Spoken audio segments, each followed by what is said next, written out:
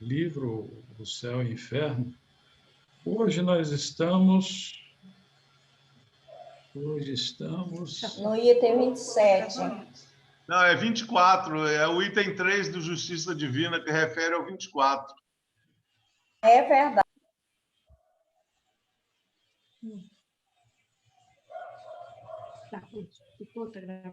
Chacu, está gravando? Estou gravando. Sua memória está melhor do que a minha, hein? Ah, não, Chacu. Lê de engano.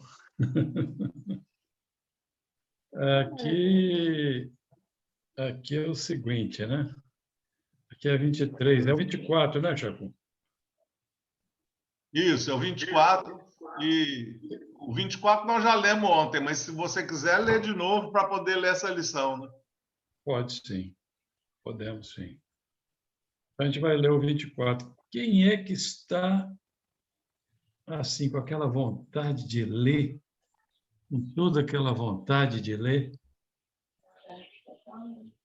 Todo mundo? Não, só quero um. Só um. Eu posso ler. Então tá bom, meu filho. Vamos lá. Item 24. A nova revelação, fornecendo ideias mais aceitáveis sobre a vida futura e demonstrando que a salvação pode ser alcançada através das próprias obras, deve enfrentar uma oposição tanto mais forte quanto ela vem estancar a mais importante fonte de arrecadação. É que sempre que acontece quando uma descoberta, é o que sempre acontece quando uma descoberta ou uma invenção vem modificar as situações. Os que vivem dos antigos costumes sempre os defendem, procurando desacreditar as novidades, por mais vantajosas que sejam. Acreditais, por exemplo, que a arte de imprimir, não obstante os benefícios que devia trazer à humanidade, pudesse ser aclamada pela numerosa classe dos copistas? Não, certamente. Eles deviam maldizê-las. Assim também aconteceu com as máquinas, com as estradas de ferro e centenas de outras coisas. Aos olhos dos incrédulos, o dogma da eternidade das penas é uma simples futilidade que lhes provoca o riso. Aos olhos do filósofo, a questão se torna mais grave no seu aspecto social pelos abusos a quem tem servido de motivo. O homem verdadeiramente religioso considera que a dignidade da religião depende da destruição desses abusos e, consequentemente, suas causas. Você fala uma religião séria, né? Religião séria. Não é isso?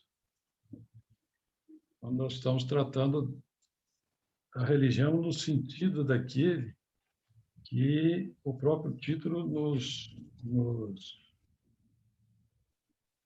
nos faz acreditar, que é o de religar, né? Deus, a criatura a Deus, né? Aí, nesse item 24, a gente destacou aqui uma lição daquele livro Justiça Divina, e se encaixa aqui nesse assunto, né? Fernando, você quer ler? Posso ler? Item 3. Não furtar. Reunião pública de 27/1/61, primeira parte, capítulo 6, item 24. Diz a lei: não furtarás. Sim, não furtarás o dinheiro, nem a fazenda, nem a posse dos semelhantes. Contudo, existem outros bens que desaparecem, subtraídos pelo assalto da agressividade invisível, que passa impune diante dos tribunais articulados na terra. Há muitos amigos que restituem honestamente a moeda encontrada na rua, mas que não se pejam em roubar a esperança e o entusiasmo dos companheiros dedicados ao bem. forçando telas de amargura e desânimo, com as quais favorecem a vitória do mal. Muitos respeitam a terra dos outros. Entretanto, não hesitam em depilhar-lhes o patrimônio moral, assestando contra eles a maledicência e a calúnia. Há criaturas que nunca arrebataram objetos devido ao conforto do próximo. Não vacilam em surrupilhar-lhes a confiança. E há pessoas inúmeras que jamais invadiram a posse material de quem quer que seja. No entanto, destroem sem piedade a concórdia e a segurança do ambiente em que vivem, roubando o tempo e a alegria dos que trabalham. Não furtarás. Estatue o preceito divino. É preciso, porém, não furtar nem os recursos do corpo, nem os bens da alma, pois que a consciência de todo furto é prevista na lei. Pois que a consequência de todo furto é prevista na lei. É sério isso, hein? É sério, hein? Quantas e quantas vezes a gente já até nos debatemos sobre esse assunto em vezes passadas, né? E a gente comentou exatamente sobre isso, né? Hoje ele está falando sobre o furtar, né? Mas tem também do não matarás, né? E a gente, às vezes, mata as pessoas com uma caneta, né? Não matarás, fala sobre matar a esperança, etc. Né? Matar a esperança. E aqui também está falando sobre o furtar. Existe lá no livro, acho que nos Domínios da Mediunidade ou nos Missionários da Luz, e ele fala sobre o vampirismo. Acho que é um capítulo, acho que é o livro Missionários da Luz. Ele fala sobre o vampirismo. E o vampirismo nada mais é do que isso que ele traçou aqui para nós, o que Emmanuel está traçando para nós. Esse assunto é muito sério mesmo, porque a gente acha que, muitas vezes, até o próprio comportamento da gente, né? Nós não roubamos o bem material, mas, às vezes, não é roubar, é furtar, né? Porque o roubo subentende-se como roubo aquele que subtrai sob ameaça, né? Isso chama-se roubo. O furto é quando você subtrai sem ameaça. Sem ameaça, estou dizendo assim, física, né? Você só furta. Isso está previsto lá no Código Penal. E as consequências desse comportamento, elas são as mais funestas possíveis, porque as nossas atitudes não estão previstas, muitas vezes, nos códigos da Terra, mas elas estão previstas nas leis de Deus, que é o caso aqui, conforme a lição nos trouxe. Eu vou deixar que alguém faça mais algum comentário sobre o assunto, quem queira fazer. Um dos itens mais bonitos desse livro está mais para frente, que é aquela penas futuras, né? E lá retrata bem tudo, fala sobre tudo esse tipo de coisa que não é material e que a gente também, às vezes, numa conversa, pode deixar escapar e falar alguma coisa que não deveria. Né? Diminuindo a esperança dos outros, ou mostrando um quadro tenebroso, onde muitas vezes é só um alerta para a gente poder se cuidar e não deixar se transformar numa situação ruim. Né? Então, é muito, muito difícil, mas a gente tem que enxergar que das palavras saem quadros que muitas vezes podem não se concretizarem. E a gente não deve falar isso para as pessoas.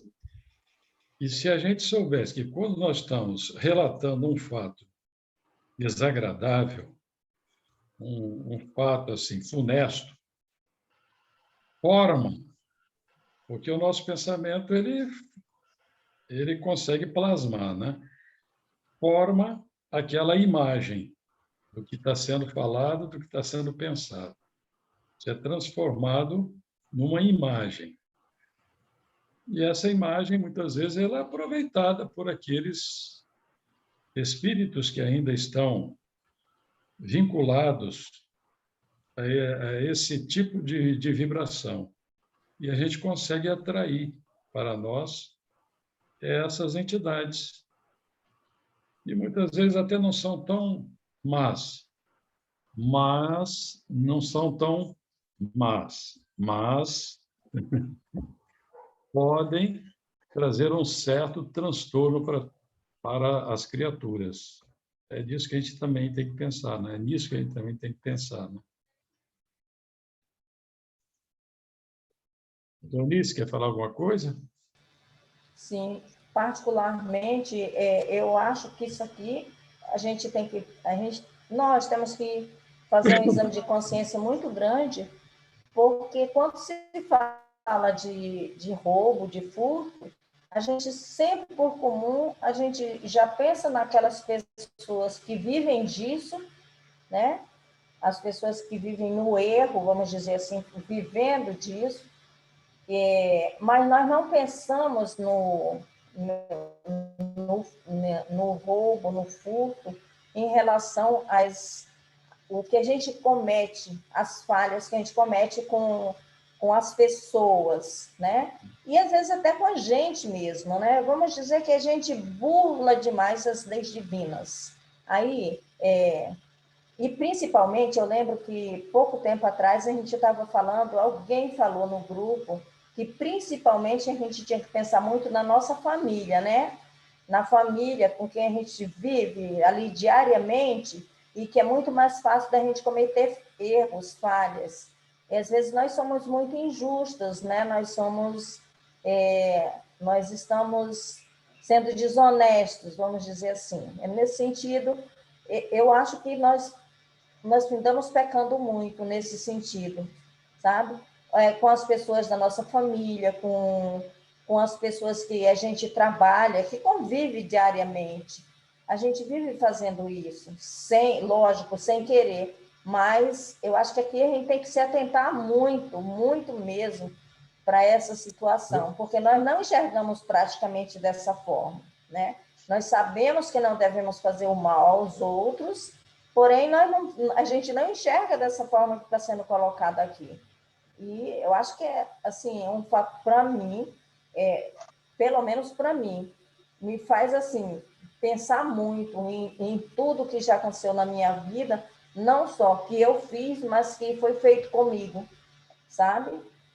Então, eu acho que aí é onde a gente burla as leis divinas, sabe? Que não deixa, encaixa aí na palavra roubar, né? É isso. É por isso que essas lições vêm sempre para a gente, né? Para nos lembrar. Esse livro que a gente, eu acho que todos recebem uma página todo dia que eu posto, que eu coloco lá para cada um, né? Porque como é que é? Eu compartilho isso com todos, mas eu tenho uma lista de transmissão, né? Esse livro Sinal Verde, ele é um verdadeiro código de ética. É André verdade. Luiz, esse livro é muito bom, ele é altamente instrutivo. E são lições assim, em doses homeopáticas, né? A gente vai lendo, meditando, para que isso possa ir sedimentando dentro de nós. Nós precisamos disso, né? Precisamos de que as coisas sejam ainda repetitivas e que se repita várias vezes, né? Haja vista do que temos nas lições. Estão me ouvindo? Sim. Estão ouvindo. Haja vista que tem nas lições que os próprios espíritos nos trazem, né? Às vezes, eu já até falei nisso também, né? Às vezes o assunto ele é um só, mas a abordagem daquele assunto trazida, essa abordagem feita por outros espíritos, o entendimento ele vai cada vez mais sendo facilitados para que a gente possa colocar isso em prática. A espiritualidade superior, ela é muito bondosa, ela é muito complacente com todos nós, entende das nossas dificuldades, por estarmos principalmente ainda atrelados à carne, né? Mas isso é muito próprio do espírito, né?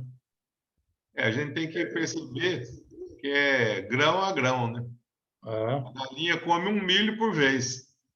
Então a gente tem É verdade. Ela pode até comer uma saca de milho, mas é um por vez só. Vez, né? Então, aí a gente tem que também... Esse sinal verde é muito bom mesmo, que ele toca em coisas bem simples do cotidiano, mas que são coisas importantes que a gente tem que mudar. Aí, essa parte aqui, né? Contudo, existem outros bens que desaparecem, subtraídos pelo assalto da agressividade invisível que passa impune diante dos tribunais articulados da terra. São aqueles comportamentos que não são considerados pelos tribunais da terra, mas que são verdadeiros furtos, né? Que se furta das pessoas, né? De acordo com o Código da Terra, não é considerado transgressão de lei, né? De lei dos homens, né? É a mesma coisa que a droga lícita e ilícita, né? A cerveja é lícita. É tão prejudicial quanto outra droga qualquer, né? Exatamente. Quando feito em excesso, né? No próximo capítulo, nós vamos ficar chocados com o Código Penal da vida futura. Eu já comecei, já está até iniciado já no outro capítulo. Vamos em frente, né? Agora é isso aqui. Ezequiel. Ezequiel contra a eternidade das penas e o pecado original. Item 25. Aos que pretendem encontrar na Bíblia a justificação da eternidade das penas, podemos opor os textos contrários, que não permitem nenhuma dúvida a respeito. As seguintes palavras de Ezequiel são a mais decisiva negação, não somente das penas irremissíveis, mas também da possibilidade de recair sobre toda a sua decência a falta cometida pelo pai do gênero humano. Descendência. A possibilidade de recair sobre toda a sua descendência a falta cometida pelo pai do gênero humano. 1. Veio a mim a palavra do Senhor, dizendo: 2. Que tende vós que acerca da terra de Israel, proferiste esse provérbio, dizendo: os pais comeram uvas verdes, e os dentes dos filhos é que se embotaram. Eu vou ler de novo esse item. Que tem de vós que acerca da terra de Israel proferiste este provérbio, dizendo: os pais comeram uvas verdes, e os dentes dos filhos é que se embotaram? Item 3. Tão certo como eu vivo, diz o Senhor Deus, jamais direis este provérbio em Israel. 4. Eis que todas as almas são minhas, como a alma do Pai, também a alma do Filho é minha. A alma de pecar, essa morrerá. 5. Sendo, pois, o homem justo e fazendo juízo e justiça. Não tenho 7. Não oprimindo ninguém, tornando ao devedor a coisa penhorada, não roubando, dando o seu pão ao faminto e cobrindo ao nu com vestes. 8. Não dando seu dinheiro à usura, não recebendo juros, desviando a sua mão da injustiça e fazendo verdadeiro juízo entre homem e homem. 9. Andando nos meus estatutos, guardando os meus juízos e procedendo retamente, o tal justo certamente viverá, diz o Senhor Deus. 10. Se ele gerar um filho ladrão, derramador de sangue, que fizer a seu irmão qualquer dessas coisas. 13. Esse filho morrerá por todas essas abominações que ele fez, e seu sangue será sobre ele. 14. Eis que, se ele gerar um filho que veja todos os pecados que seu pai fez, vendo-os não cometer coisa semelhante. 17. Não morrerá pela iniquidade de seu pai, mas certamente viverá. 18. Quanto a seu pai, porque praticou a extorsão, roubou os bens do próximo e fez o que não era bom no meio do seu povo, eis que morrerá por causa de sua iniquidade.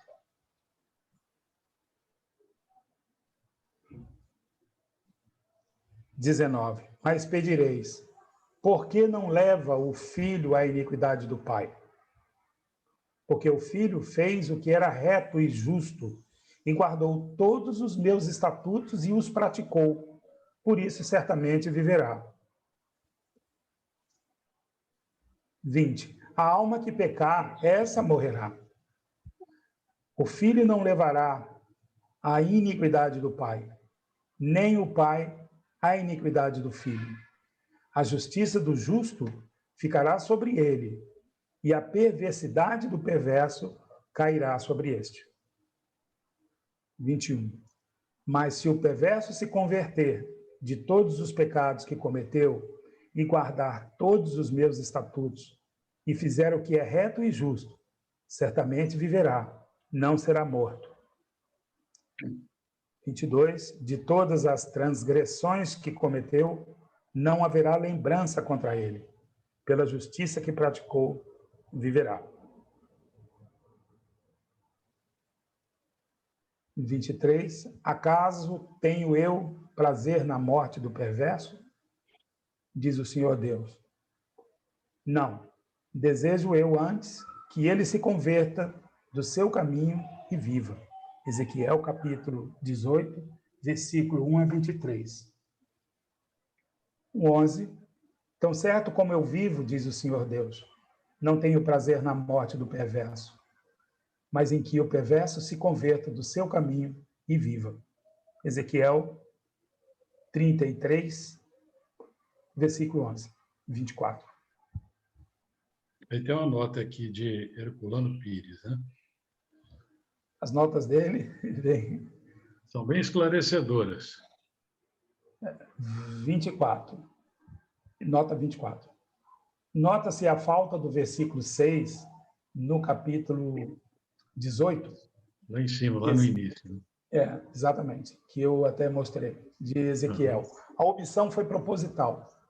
Kardec deixou de lado esse versículo porque ele se refere a ordenações judaicas da lei de pureza, superadas pelo Evangelho.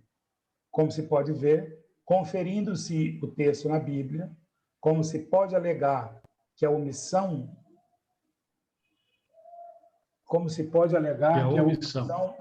oculta segunda intenção, o que se já tem feito. Damos aqui esse versículo. Não comendo carnes sacrificada nos altos, nem levantando os olhos para os ídolos da casa de Israel, nem contaminando a mulher do seu próximo, nem chegando a mulher na sua menstruação. Como se vê, esse versículo quebra a harmonia do texto e sua aplicação atual, os versículos 12, 15 e 16, Faltou alguma vez?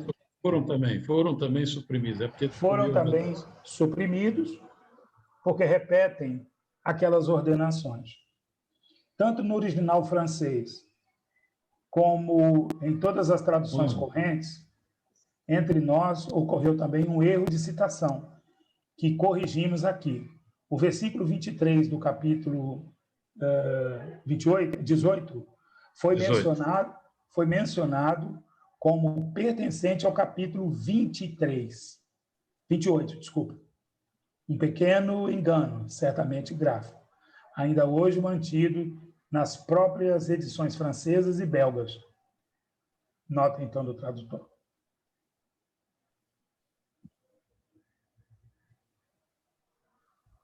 Olha que cuidado que o Kardec teve, hein, Egeu? Ei. Que cuidado que ele teve de suprimir da Bíblia, que ele tirou da Bíblia para passar aí para o céu. Esses textos foram da Bíblia. Seria cuidado da pessoa que está fazendo a tradução com a fidelidade máxima possível, né? Ser fiel aos textos, né? E era assim que o seu Herculano se comportava com os trabalhos que ele fazia, sobretudo os de tradução, né? O que a gente acabou de ver aqui foram as transcrições, né? Conforme está aqui também, né? Lá da Bíblia, né? Da Bíblia Sagrada, né? Aquela parte de Ezequiel contra a eternidade das penas e o pecado original. E Kardec também se baseou nisso aqui, para poder trazer esse texto que nós acabamos de ver, que foi do capítulo 6. E assim, esse capítulo, ele se finaliza aqui. Alguém gostaria de fazer algumas considerações sobre esse assunto ou sobre outros assuntos? Que a gente pode já iniciar o 7. Capu, você gostaria de falar alguma coisa? Helena? Eu estou achando que isso que Ezequiel disse teria que ser analisado com mais detalhe, né? Porque isso aí teria que ser entrado em mais detalhes, né?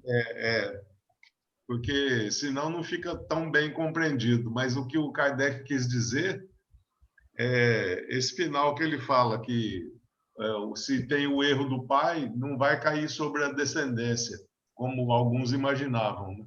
Esse é o resumo de toda não vai cair sobre a orquestra, descendência, né? Do erro, aquele erro que ele cometeu não vai cair sobre a sua descendência. E quando ele fala aí, a alma que pecar, essa morrerá, esse morrerá aí deve ter um outro significado que a gente precisaria analisar. Não seria bem a morte do corpo físico. Quando ele fala, a alma que pecar, no item 20 aí, essa morrerá. O filho não levará a iniquidade do pai, nem o pai a iniquidade do filho. A justiça do justo ficará sobre ele e a perversidade do perverso cairá sobre ele. É exatamente o que você acabou de falar, né? Que os nossos erros não serão transmitidos para os nossos filhos, serão individuais, né? Tanto nosso com relação a eles, quanto deles em relação a nós. Aí o que compete? Por exemplo, no caso da família, né?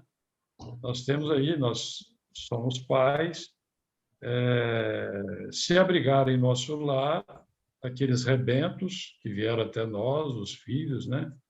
A nossa responsabilidade em relação a eles é de educá-los para a vida, não só para a vida. Hoje há mais preocupação em educar, não seria no sentido de educar, né? No sentido mais de ensinar uma profissão ou várias profissões, né? Está mais interessado na parte material. Mas a parte espiritual, muitas vezes, ela é esquecida. As orientações básicas em termos de moral, de boa conduta, da ética, isso, muitas vezes, há falhas naqueles pais que tem sob a sua responsabilidade aqueles corações que já vieram para o seio daquela família com problemas, e todos nós trazemos problemas. E quando nós somos conduzidos às famílias para uma educação, essa responsabilidade cabe àqueles que estão tutelando aquele coração. E muitas das vezes nós esquecemos disso. Mas nós temos um limite em relação a isso. Se nós cumprimos o nosso papel, verdadeiramente cumprimos o nosso papel, até uma certa idade, que é a da idade já da emancipação, que é a idade conferida pela própria lei, e não só pela própria lei, mas pelo desenvolvimento da própria criatura, a partir daí, a responsabilidade total caberá àquele coração que ficou sob a nossa tutela. Ele que vai ser responsável. Isso a gente sempre até falou com os próprios filhos, né? A partir de agora, você é responsável pelos seus atos. Portanto, seja responsável, e é o que se tem que fazer. Agora, eu não serei responsável pelo ato dele. Se eu dei realmente condições, se eu o abasteci de informação, não cabe mais a gente se preocupar com isso. Porque o que a gente vê muitas vezes, sabe, Chaco? É que muitos pais vêm preocupados que os filhos, às vezes já com a idade já bem avançada, 20, 25, 30 anos, e se desviaram por conta própria, aí fica aquele remorso, né? Já não é nem um sentimento de culpa muito grande, que é o remorso que acabam adoecendo. Mas, a bem da verdade, não compete mais. Somos pais e nós educamos para o mundo, né? Agora, cada um tem que seguir o seu curso, como nós seguimos também o nosso curso, né? Mas é o que eu falei, quando nós somos verdadeiramente pais, né? Na acepção da palavra, né? E aí ele está mostrando que o Ezequiel está se opondo à questão da pena eterna, que ele mostra aqui no 21. Se o perverso se converter de todos os pecados que cometeu e guardar todos os meus estatutos e fizer o que é reto e justo, certamente viverá, não será morto. Ou seja, ele tem a chance de se recuperar. Sim, exatamente. Ele se opõe à pena eterna. Oi? Se a gente fosse pegar cada versículo desse aí e analisar, até que a gente teria condições de analisar tudo, né? Mas é até bom que a gente procure depois, junto à própria Bíblia, esse capítulo todo, né, com os itens, conforme dos versículos, né, que estão sendo trazidos.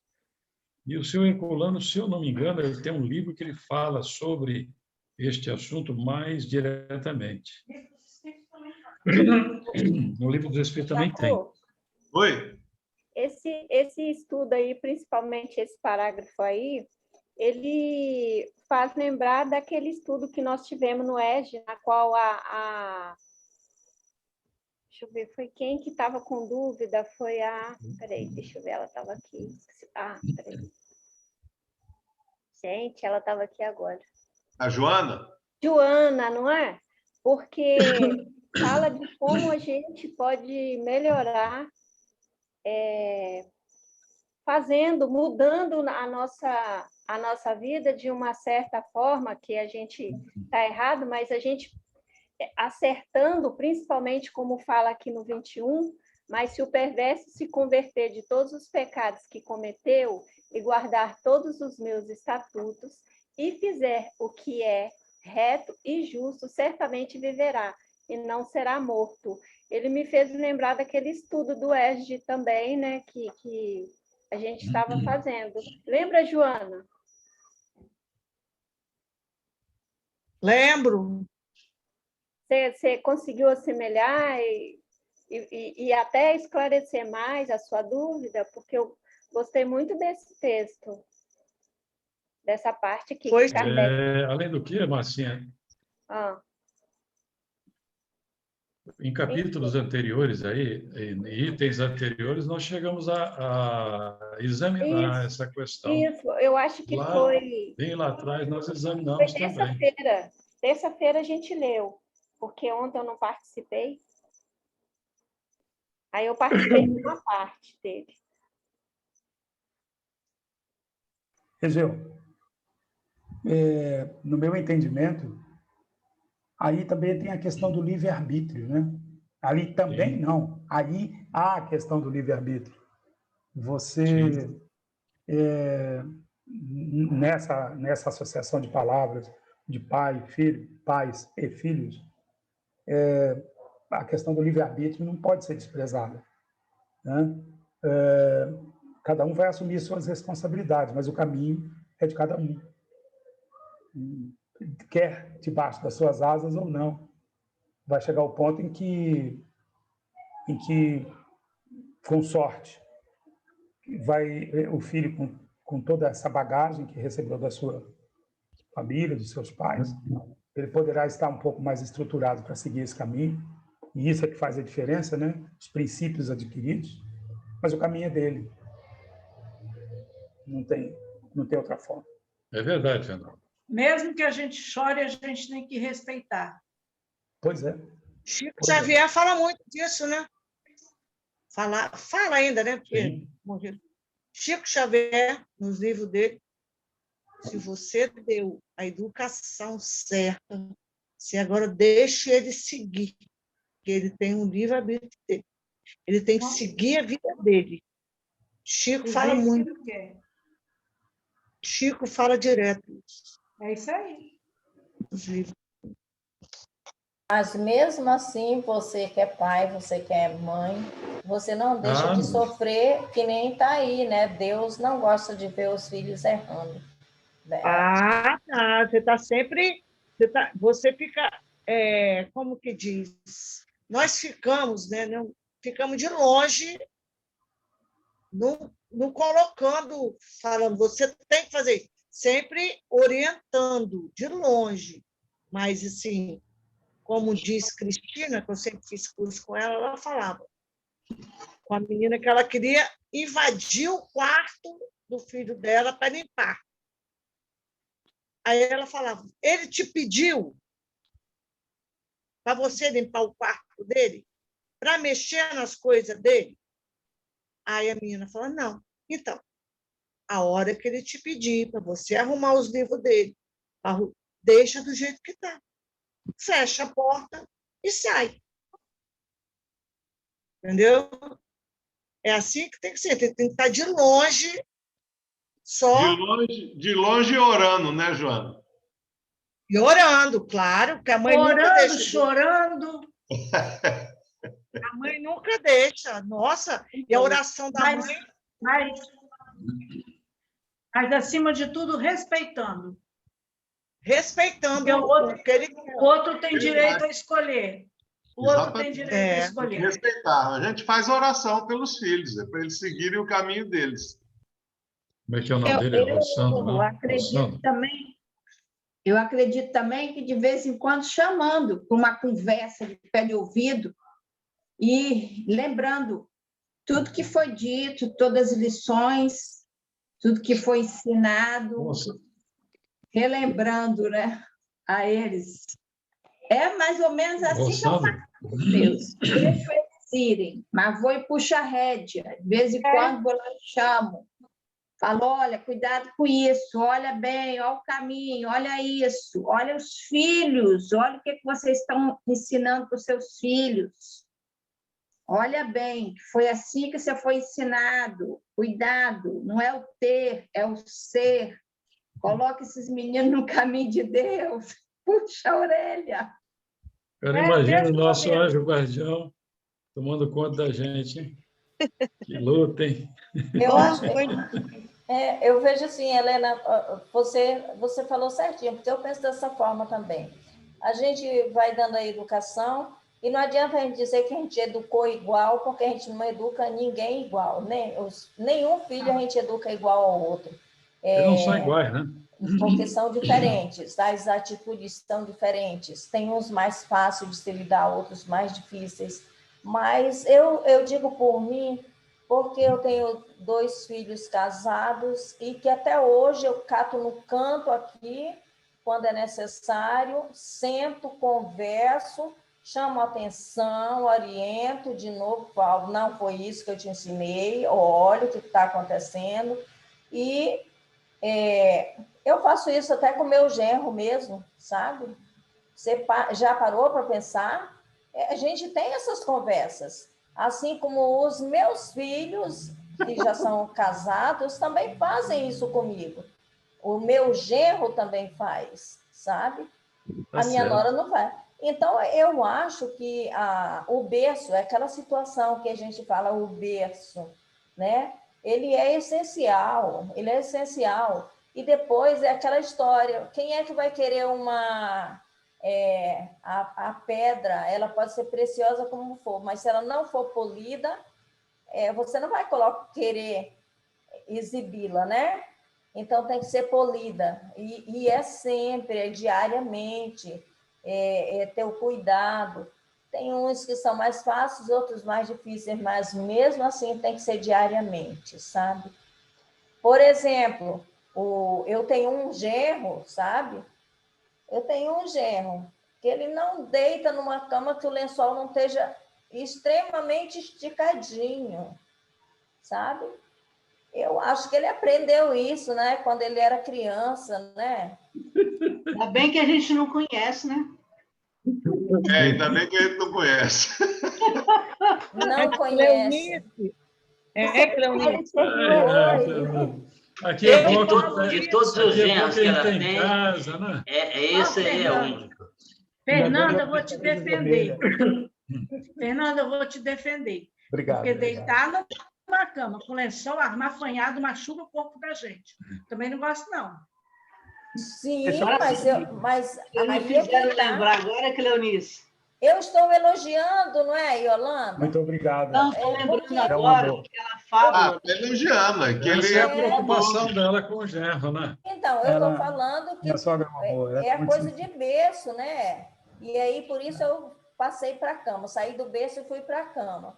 Com certeza, a mãe dele mantinha essa situação, né? E hoje ele realmente... É isso aí. Tem que ser de algodão e bem esticadinho. Eunice? Oi, Yolanda. Eunice, Oi, estou lembrando daquela história da princesa, que estavam duvidando da realeza dela, e aí ela chegou numa pousada, colocaram um monte de colchões e uma ervilha no meio dos colchões. Ela não conseguiu dormir por causa daquela ervilha. Aí descobriram realmente a realeza dela. Lembra dessa história? Lembro. Não, mas aí ele vai lá e estica direitinho, né? E dorme tranquilo. Gente, cadê Francisco? Eu puxo. O Chico Ed, Francisco saiu fazia tempo, Titi. ele saiu, ele pediu para sair, falou que ia ter que sair. Hoje é aniversário dele. Pois é. Então, mas eu falei... Hoje é aniversário dele, ele tinha que ter saído por isso, então, hein? Ah, É. isso é verdade. Esse menino é ardiloso, rapaz. é o fujão. Não tem problema não, que amanhã Mas a tem gente canta amanhã, parabéns tem para ele. amanhã. Deixa para amanhã, né? Amanhã nós fazemos isso. Pois é, gente, a gente gostaria de prosseguir até mais tarde. Entretanto, Entretanto, Então, amanhã já é o capítulo 7, né? amanhã começa o 7. Exatamente. Se alguém quiser trazer algum assunto inerente ao que a gente estuda, pode ficar tranquilo, pode selecionar, trazer que a gente apresenta aqui, não tem problema nenhum. Mas a gente está lendo lá um item, no próprio capítulo mesmo, desponta lá um assunto que realmente é interessante, como acontece lá no Justiça Divina, que são as lições que casam com os assuntos que a gente está trabalhando. Se alguém tiver outros assuntos, lá na Revista Espírita tem muito assunto para trazer. Quem quiser trazer, pode trazer, que a gente apresenta, não tem problema nenhum. E sempre lembro o seguinte, que nós estamos em casa aqui. Não existe essa preocupação, eu vou errar, eu errei, eu falei disso, falei aqui, não falou nada. Está todo mundo em casa. É uma família, é uma grande família. Gida, você não sonhou comigo, não, né? Eu sonhei com você? Porque eu tive um sonho com você, a gente estava estudando uma parte aí, e, nossa, super interessante. Eu só lembro de um trechinho, o resto ficou com você. Ixi, quanta responsabilidade você me dá. Mas, Cléo, falar a verdade, eu dificilmente lembro dos meus sonhos, eu não sou igual a Egeu, não. Porque Egeu lembra nitidamente, eu não lembro muito dos meus sonhos, não. Raríssimas vezes eu lembro. Não, tem sonhos que eu lembro como se eu estivesse vivendo aquele momento, mas tem outros que eu lembro só partes. E esse aí eu lembro que foi uma parte muito interessante, mas que você tinha muita segurança da situação, e você disse para mim que você já conhecia aquilo ali e me explicou ainda. Aí, agora eu lembrei, por isso que eu perguntei. Não lembro, não. Sinceramente, não lembro. Mas pode ter sido mesmo. Fernando, hoje eu vou conferir a cama, ver se o lençol está bem espichadinho aqui. Tá? Eu ia falar isso agora. Se não tivesse, espicha. Se não tiver, eu vou comprar. Você espicha. Olha aí. Se tiver, você vai lá e arruma, né? Tá vendo, Titi? Tá vendo, Titi? Família no grupo. Então, lembra de que eu gosto do lençol esticadinho. Ô, Fernando, mas olha aí, eu estou ajudando o Titio, ó. Tá vendo? Estou ajudando o Titio. Pois é. Oi. Se tiver desarrumado, você arruma, né? Isso eu faço, com certeza. Agora, essa aqui já me passou a incumbência. Se não tiver comigo com ele todo embolado. Agora, se fosse eu, ele ia comigo com o lençol todo embolado. Sem querer fugir do tema, eu tinha uns parentes, muitos anos atrás, e eles viviam numa condição muito triste. O interior do nosso estado, a gente sabe como é que era, né? Já falamos isso, a dificuldade de cada um, e não era diferente com eles. Era muita simplicidade em tudo. E a casinha de estuque, lógico, eles passavam estrume de boi para poder ficar verdinho o piso. E assim como passava o barro, batinga no fogão de lenha, né? Para ficar branquinho. E com toda a simplicidade, aqueles armáriozinhos de tábuas, canequinhos, que agora é caro para danar, né? De ágata ou de lata, de alguma coisa, mas qualquer pedacinho virava eu não sei o nome daquilo, virava um quadriculadinho, que faz tudo dobradinho, nas pontas de cada armáriozinho. Então você tinha aquela simplicidade toda, mas tinha a sensação de limpeza, de que em tudo, entendeu? E sempre aciada, né? Não tem como dizer que isso não foi um exemplo assim na vida da gente, né? Fica para sempre isso, né? Não tem como. Com certeza. Fica para sempre. E não tinha mal o que comer, sabe? Mas é incrível. O respeito, a coisa toda, ela vem de mesmo assim era feliz, né? Com certeza. Mas pobreza, né? Não significa falta de limpeza, falta de cuidado. Pobreza de quê, né? Tem que se ver também pobreza de quê. Pobreza de quê, né? Quando a gente fala pobreza, a gente fala eu falo assim, o carente de quê? Carente de quê? Mas eu sou mais carente. Está nesse grupo. Muito bom. Pois é. Até a Fernanda apareceu hoje aí, ó. A Fernanda aí. Vamos fazer a nossa prece ou quem vai cantar? Você. Eu não, hoje eu estou com a garganta ruim. Vamos lá. A Sheila está aí. Canta, Sheila.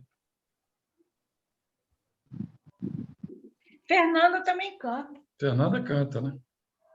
Ô, Fernanda, canta para nós também. Vamos aí. Sheila, seu microfone está desligado. Vamos lá, Sheila. Então, se tem Essa eu não outra conheço, não. cantora aí, hein? Essa eu não conheço, não. Eu não conheço. Mas vocês falaram que tem outra pessoa que canta aí também? Dá chance para a pessoa. Não, estou mexendo com a Fernanda. É só mexendo com a Fernanda. Ah, tá. Ok. Vou cantar a música, a mesma que eu cantei outro dia, que é Assim Seja, né?